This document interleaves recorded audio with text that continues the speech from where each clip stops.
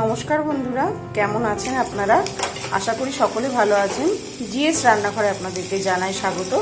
আবারও চলে এলাম আরেকটি রেসিপি নিয়ে। আজকে আমি তৈরি করব ভেন্ডি আলুর রসা। তার জন্য সবার প্রথমে আলুগুলো দিয়ে দিলাম, এবারে ভেন্ডিগুলোও দিয়ে দিচ্ছি। আলু আর ভেন্ডি একসঙ্গে ভেজে নেব।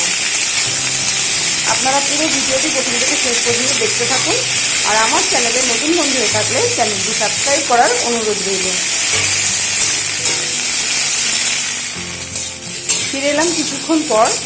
ভেন্ডি আলুগুলো কিন্তু ভাজা হয়ে গেছে। যেহেতু সবুজ সবজি, তাই খুব বেশি ভাজার প্রয়োজন নেই, মোটামুটি ভেজে নিলেই হবে। আর এখানে কিন্তু এখন আমি লবণ হলুদ কিছুই দিলাম না, লবণ হলুদের ব্যবহারটা আমি পরে করব। এবারে ভেন্ডি আলুগুলোকে একটা পাত্রে নামিয়ে নেব। ভেন্ডি আলু ভেজে নেওয়ার পর কড়াইতে আবারও সর্ষের তেল দিয়ে দিয়েছি। ফোড়নে দিয়ে দিলাম পাঁচফোড়ন। পাঁচফোড়নটা একটু হালকা ভাজা হবে। তারপরে দিয়ে দেবো আদা, একটু আদা বাটা দিয়ে দিলাম। আর দিয়ে দেবো কেটে রাখা টমেটো।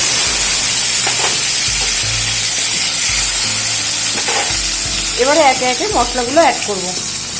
দিয়ে দিচ্ছি নুন, হলুদ গুঁড়ো, জিরে গুঁড়ো, ধনে গুঁড়ো, পরিমাণ মতো লঙ্কা গুঁড়ো, 1 চামচ মতো চিনি, আর দিয়ে দিচ্ছি একটু কাশ্মীরি লাল লঙ্কা গুঁড়ো। এবারে সমস্ত মশলা একটু ভালো করে ভেজে নেব। আর লবণটা দিয়ে দিলাম প্রথমেই, যাতে করে টমেটোগুলো খুব তাড়াতাড়ি সেদ্ধ হয়ে যায়। মশলাটাকে একটু কষিয়ে নিচ্ছি। মশলাটাকে 1 মিনিট মতন একটু ভাজা ভাজা করে নিলাম। এবারে এর মধ্যে দিয়ে দেবো ভেজে রাখা ভেন্ডি আলু।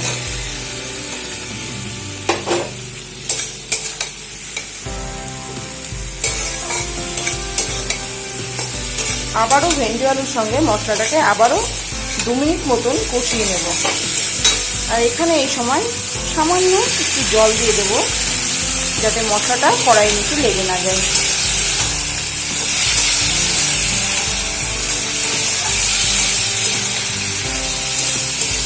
ফিরে আসছি 2 মিনিট পর। ফিরে এলাম 2 মিনিট পর। খুব ভালো করে কষিয়ে নিয়েছি। এবারে এর মধ্যে দিয়ে দেবো পরিমাণ মতন জল।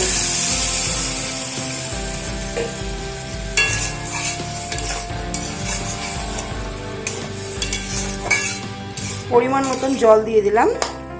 এবারে ফুটতে দেব। ফিরে এলাম কিছুক্ষণ পর। ভেন্ডি কিন্তু খুব ভালোভাবে ফুটে উঠতে শুরু করেছে। এই সময় এর মধ্যে আমি কয়েকটা চেরা কাঁচা লঙ্কা দিয়ে দিলাম। ঝালটা অবশ্যই আপনারা আপনাদের স্বাদ অনুযায়ী ব্যবহার করবেন, আর কতটা সবজি করছেন সেই পরিমাণ অনুযায়ী ঝাল ব্যবহার করবেন। আবারও এটাকে আমি ফুটতে দেব। ফিরে এলাম কিছুক্ষণ পর। আমার ভেন্ডি আলুর তরকারি বা ভেন্ডি আলুর রসা একদম তৈরি হয়ে গেছে। ভাত কিংবা রুটির সঙ্গে এই ভেন্ডি আলুর রসা খুব ভালো লাগে খেতে। আপনারা একবার হলেও বাড়িতে বানিয়ে দেখতে পারেন। আশা করি সকলের ভালো লাগবে। তোমার আজকের রেসিপি কেমন লাগলো আপনারা অবশ্যই জানাবেন। ভিডিওটি ভালো লাগলে শেয়ার করবেন। আর নিত্য নতুন রেসিপি পেতে আমার চ্যানেলটিকে সাবস্ক্রাইব করতে ভুলবেন না। আজকের মতো শেষ করছি এখানেই। আবারও হাজির হয়ে যাব নতুন কোনো রেসিপি নিয়ে। ততক্ষণে ভালো থাকবেন, সুস্থ থাকবেন। ধন্যবাদ।